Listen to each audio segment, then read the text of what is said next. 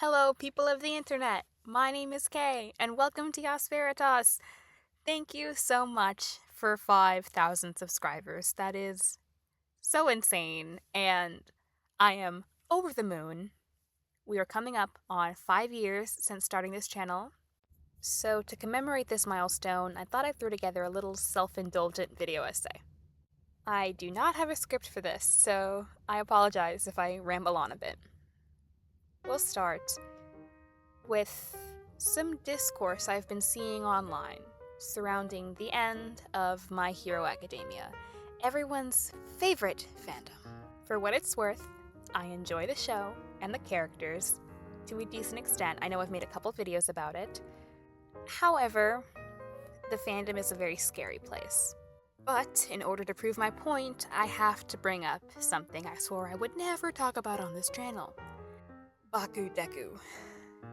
I am personally not a fan of Bakudeku. I do not like it at all. However, I do respect those who do. I'm not here to shame. People can ship what they want as long as it's appropriate, in my opinion. I don't want to talk about shipping. This isn't a video about shipping. It's a video about relationships in media that I find interesting. This being one of them. I think the relationship between Deku and Bakugo in My Hero Academia is probably the most important relationship in the show. How they go from friends to rivals to enemies to rivals to friends again was really well written in my opinion. And I'm not saying it's the most well written thing in the world, but I found the character development that Bakugo went through in order to get to where he is at the end of the show to be pretty substantial.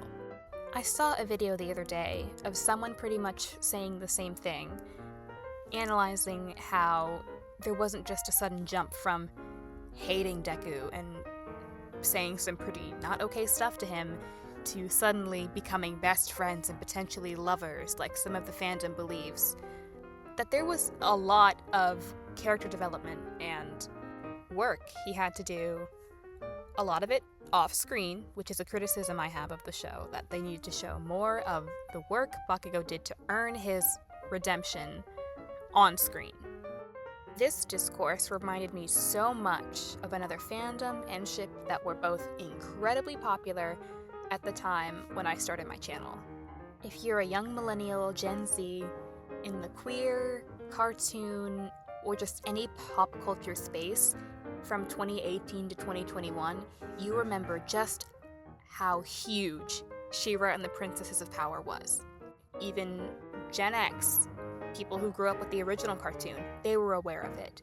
Everyone, at least in my orbit, was talking about this show.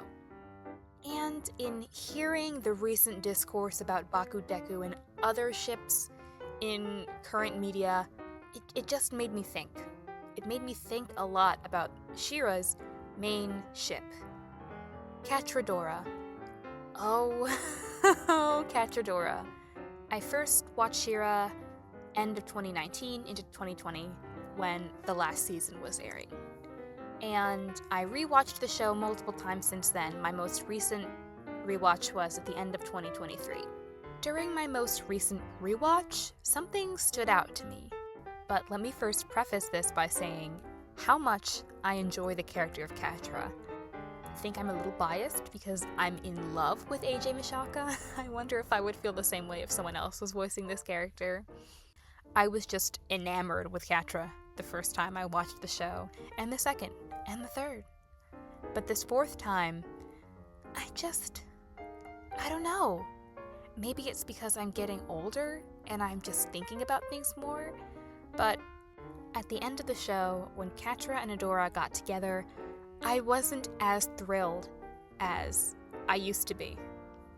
I was a little disappointed, I was a little annoyed, and I was honestly a little uncomfortable. I feel really bad saying so because this show means so much to so many people, myself included, and having a queer relationship and a women-loving women relationship at the forefront of the show was so groundbreaking. However, and I hate to say this because There was so much potential, and they did make good on it. Just the execution was a little... No, it was a lot off. It's just something that jumped out at me when I was listening to all this Bakudeku drama and discourse. It just made me realize that people who sometimes go after Bakudeku shippers, claiming how toxic it would be and how Bakugo's not a good person because of what he said to Deku and what he did to Deku, I find myself sometimes agreeing, and I'm just thinking, yeah, that's why it wouldn't work. It's not healthy. But at the same time, I look back and I think to myself, Catradora is so much worse. It is so much worse. Throughout the show, even in the flashbacks, it's shown just how aggressive she is to Adora. Not just to Adora, to everybody, but especially to Adora. And I'm just like, is all of this really necessary? And in the present time, she's constantly going out of her way to make Adora's life miserable, even when Adora is leaving her alone. So the end of Season 3 is particularly interesting because Catra goes out of her way to end the world because Adora doesn't do what she wants.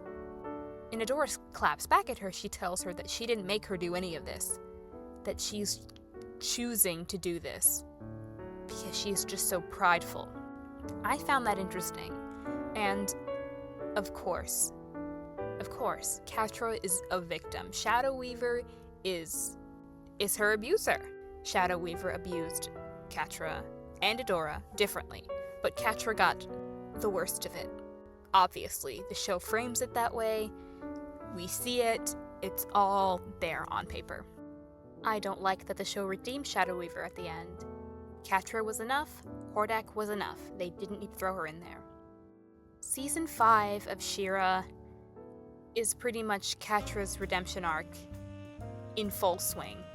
What bothered me about that on my most recent rewatch was that most of it happens away from Adora. I also didn't like that Adora had forgiven Catra before any apology was given. Even though she tried to end the world and repeatedly went out of her way to hurt Adora, Adora had already forgiven her. I felt that just wasn't realistic.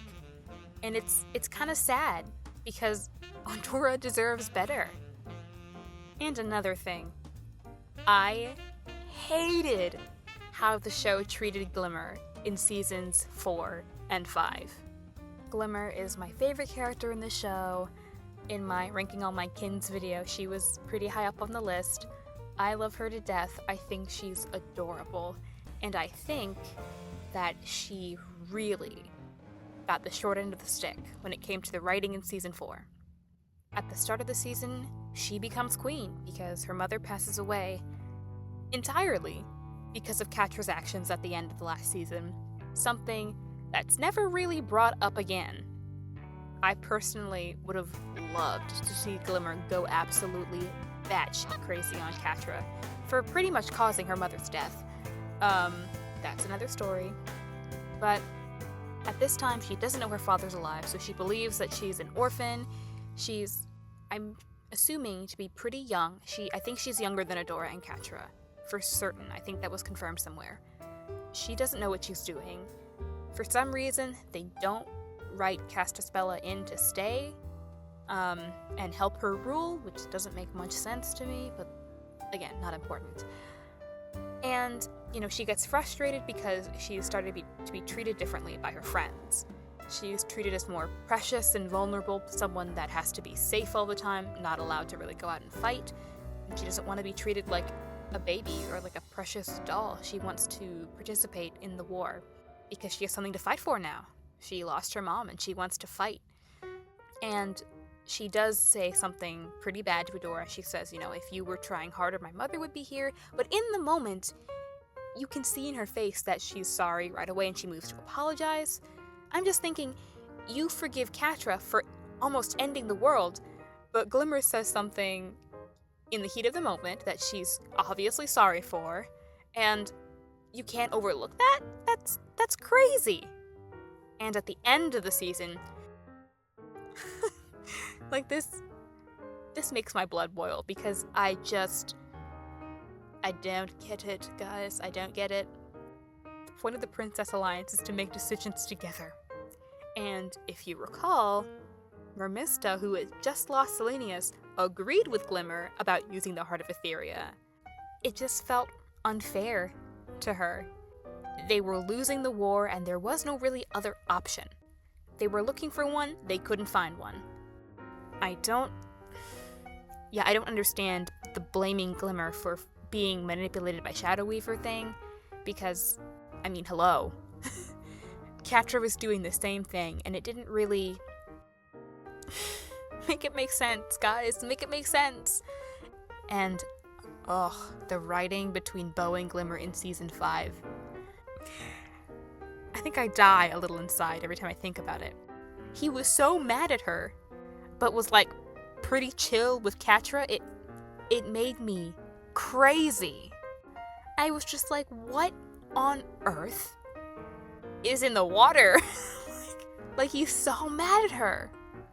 Because she didn't listen to him. But there was no other option at the time. All of this to say, I know I took a huge turn-off course in talking about Catradora, but I think it was valid. The show treats Glimmer and Catra, characters who have not done the same thing in any regard, in a very similar light in the last season. And it's saving Glimmer that sort of brings Catra to the light and inspires her to apologize. Not, realizing the gravity of her actions. And even after she's rescued, she's still mad. She's still blaming Adora for coming back because she loves to feel like a hero. Girl. Really? Like, come on. She could have left you to die, but she didn't because she's in love with you. I think it's toxic. I'm sorry. And I love this relationship, and it could have been less toxic if they'd given more on-screen time for Catra to actually do the work. The way... I mean, I can't believe I'm saying this, but even a Bakugo level transition. These characters... No, let me go back on that. Both Bakugo and Catra did bad things. Catra arguably did worse. Catra, for years, at least in our timeline, in the show, who knows how long it was, but for a while, was set on destroying everyone and everything in her way, just to get to Adora. I don't know what her end goal was. Clearly wasn't to kill her, because she had multiple opportunities and didn't do that.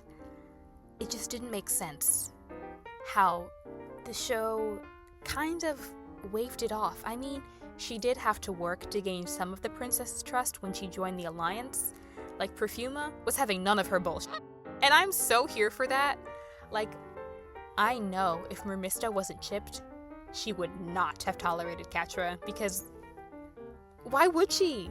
Why would any of these people tolerate her after what she did? I understand Adora doing it, and maybe even Glimmer, because she saved her. But, like, none of these people have any reason to trust her. Or like her. And they don't at first, but they warm up to her pretty quickly. She doesn't have to prove herself in the same way. I guess, in the same way I would have liked her to. And we could have had that. I think the show just spent a little too much time working on other things that maybe weren't all that necessary. Like, I love the episode with the Star Siblings, but it could have been spent doing other stuff. Another thing that really bugged me about Catradora on my most recent rewatch of She-Ra was how, I hate to say this, because I knew that the creators had to dodge wary and homophobic executives early on in the show's production, but I just didn't like how sisterly their relationship felt sometimes. How they both responded to Shadow Weaver as though, I don't know, it would have been different if Shadow Weaver was shown to have this sort of guardianship over all the Horde children, but the way she was with Catra and Adora, they felt like her daughters sometimes. And it was just so strange to see them fight over her attention like sisters, knowing that at the end of the show, they would become a romantic item. I don't blame the show for this. I blame Hollywood standards, Netflix, whoever. But, I mean, there was an easier way to write it. Just have her be presiding over all the Horde kids, like a teacher, instead of having such this intense, maternal, toxic, incredibly toxic, but still maternal bond relationship with Catra and Adora, specifically. It's such a good show. It is so well acted, it is so well animated, it is so well written. But there are just little things that turn into big things upon, looking at it with a different set of eyes. And I can't believe I have My Hero Academia to thank for giving me this new perspective and prompting me to talk about it. I think that's it. I can't think of anything else to say right now, and I know it's going to take me forever to edit this video. I have so much going on in my life right now. It's all pretty great, but it's been hard to find the time to make videos. I'll try to do smaller videos here and there. I am so grateful for every single member of the Veritas Squad. I don't know why I started calling it that. It's incredibly stupid, but I can't stop now because it's kind of stuck. I appreciate you all. I thank you all for watching, for commenting, for subscribing, for liking, for sharing, for everything you do. I love you all with all of my heart, and I will see you in the next video. Bye!